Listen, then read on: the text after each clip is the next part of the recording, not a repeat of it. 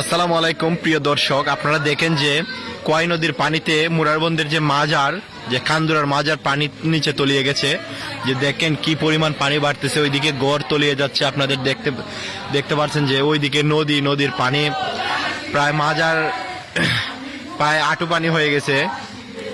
দেখেন কি পরিমাণ পানি, জীবনে এই পানি উঠে নাই মাজারে, যে খান্দুরা মাজারে, মুরারবন্দ মাজারে জীবনে পানি উঠে নাই। আপনারা দেখেন যে কি পরিমাণ পানি উঠছে।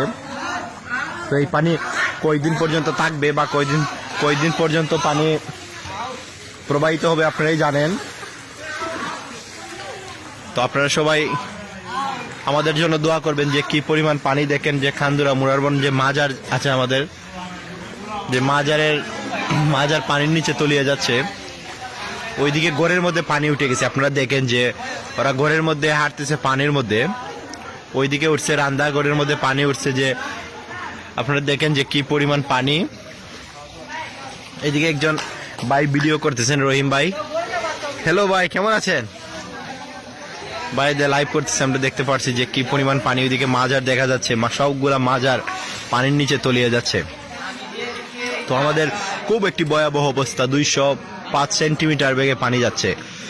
এই পানিগুলো আসছে ইন্ডিয়ার ত্রিপুরা রাজ্যের যে পাহাড়, এই পাহাড়ে বৃষ্টি হলে আমাদের এদিকে পানি বাড়ে। 1993 সালের পর থেকে যে পানি, 1993 সালে যে সুইচ গেট খোলা হয়েছিল, আজ পর্যন্ত এই সুইচ গেট লাগানো হয় নাই।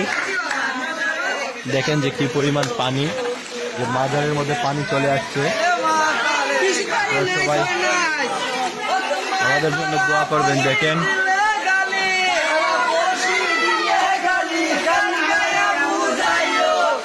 কি পরিমাণ পানি, এই মাজারের চতুর্পাশে পানি চলে আসছে। দেখেন কি পরিমাণ পানি ওইদিকে দেখা যাচ্ছে। ওইদিকে আপনারা দেখেন যে মাজারের যে কবরগুলো রয়েছে, সেই কবরের মধ্যে পানি চলে আসছে। আপনারা দেখতে পাচ্ছেন যে এই যে মাজারের যে আমাদের কবর রয়েছে, দেখেন কবরের মধ্যে পানি চলে আসছে। এইদিকে কবর, ওইদিকে কবর, পুরাটাই কবর, শুধু কবর। দেখেন আপনারা যে মাজারের মধ্যে পানি, শুধু পানি আর পানি।